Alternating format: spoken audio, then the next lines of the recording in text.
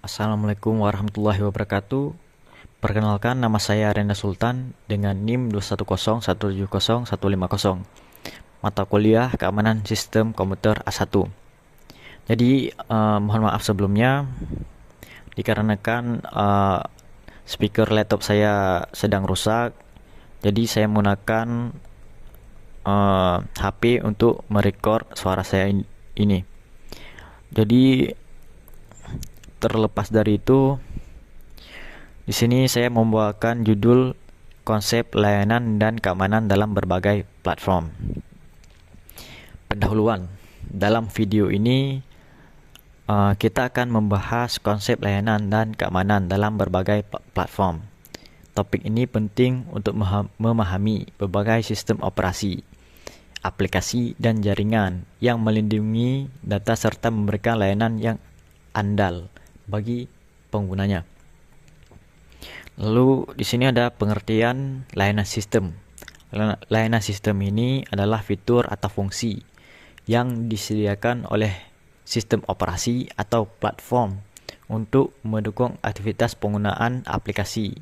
Contohnya seperti layanan penyimpanan data, file system, layanan komunikasi jaringan. Lalu ada layanan keamanan dan autentikasi. Layanan autentikasi itu contohnya seperti sidik jari pada HP, nomor PIN, dan password. Itu bisa dikatakan autentikasi. Lalu yang terakhir adalah layanan manajemen sumber daya. Penjelasannya, layanan ini seperti jembatan antara pengguna dan perangkat keras agar semua proses berjalan dengan lancar. Lalu selanjutnya adalah ada konsep keamanan sistem. Keamanan sistem ini bertujuan untuk menjaga kerahasiaan, integritas, dan ketersediaan data si pengguna atau usernya, seperti saya ini dan kawan-kawan. Komponen utamanya adalah ada 3. Confidentiality, yaitu kerahasiaan. Data hanya diakses oleh pihak yang berwenang, seperti user atau admin. Lalu ada integrity atau integritas. Data tidak boleh diubah oleh pihak tidak sah.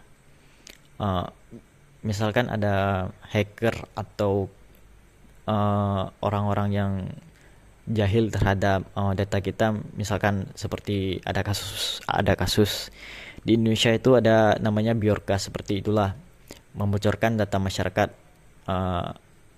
Itu banyak merugikan masyarakat daripada kebaikannya gitu. Mohon maaf. Lalu ada namanya availability atau ketersediaan.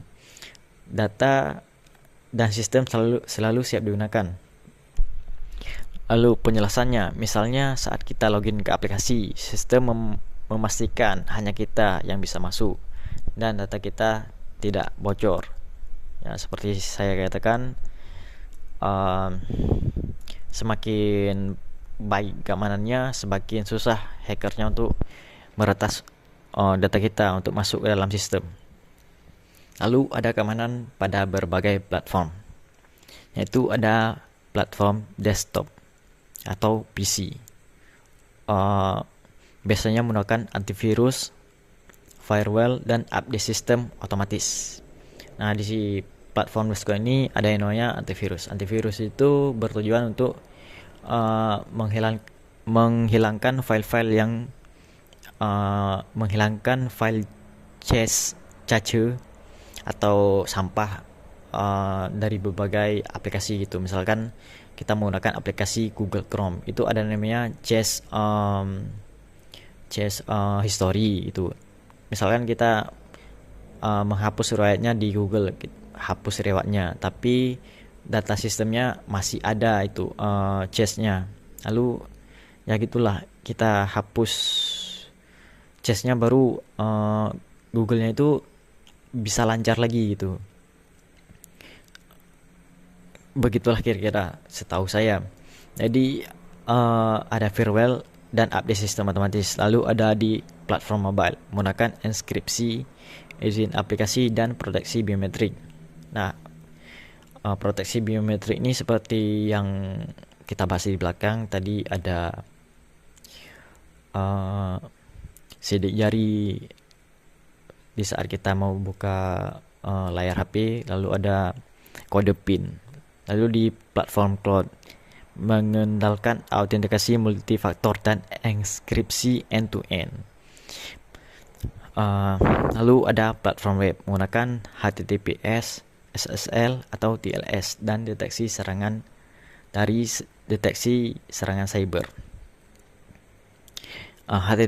HTTPS, SSL atau TLS ini adalah enkripsi yang digunakan untuk mengacak kata-kata. Misalkan kita menulis pesan email gitu, ini pesan dari Rianda Sultan, lalu sistemnya itu bisa mengacak tulisannya itu agar tidak bisa terbaca gitu. Misalkan dienkripsi gitu, dicampur-campur tulisannya agar orang biasa tidak bisa membaca pesan tersebut, agar sulit dibaca gitu. Itu namanya mengenkripsi suatu kata. Penjelasannya ialah setiap platform punya pendekatan keamanan berbeda tergantung bagaimana cara kita menggunakannya. Lalu ada manajemen user dan hak akses. Sistem operasi dan platform modern memiliki fitur pembuatan akun pengguna, pengaturan hak akses user dan admin, pengelolaan password, dan autentikasi 2 faktor. Penjelasannya, dengan hak akses yang tepat, risiko penyalahgunaan sistem dapat diminimalisirkan. Lalu ada firewall dan update system. Firewall tugasnya itu untuk menyaring lalu lintas jaringan dan mencegah akses yang tidak sah atau yang ilegal gitu. Misalkan kita mau memasuki suatu web gitu, atau mau menginstal aplikasi, pasti ada peringatan bahwa Anda telah menginstal aplikasi ini, mungkin mengandung virus. Apakah Anda setuju untuk menginstalnya atau jangan diinstal gitu. Jadi pilihannya itu ada di tangan kita juga, ingin menginstal atau tidak menginstalnya. Sistem sudah memperingatkan kita bahwa itu memiliki resiko yang mungkin resikonya ya kita tanggung sendiri, karena ini adalah platform yang kita gunakan. Lalu ada update system, menutup celah keamanan dengan patch atau pembaruan baru.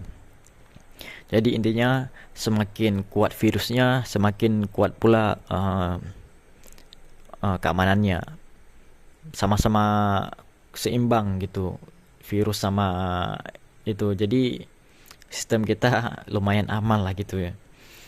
Lalu ada penjelasan firewall, ibarat pagar pelindung seperti yang saya katakan tadi.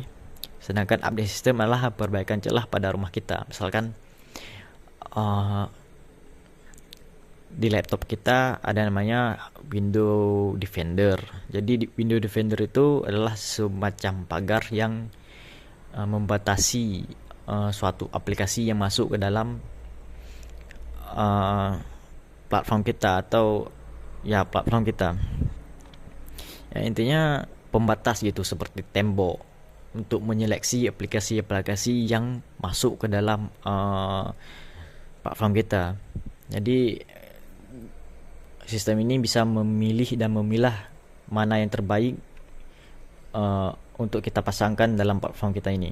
Jadi mungkin lalu ada satu lagi, mohon maaf, ada kesimpulan satu lagi, yaitu layanan dan keamanan adalah 2 aspek penting dalam sistem operasi dan platform digital. Dengan pengelolaan user, firewall, update system, serta perlindungan data, kita bisa menciptakan lingkungan digital aman dan andal.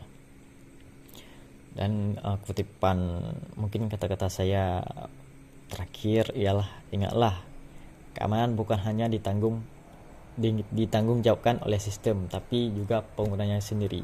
Semakin pintar aplikasinya, semakin pintar juga penggunanya. Seharusnya seperti itu. Mohon maaf jika ada kesalahan kata-kata, kesalahan sikap. Saya mohon maaf karena saya juga masih dalam masa pembelajaran untuk memilih kata-kata yang baik dan bagus dan benar. Selaku mahasiswa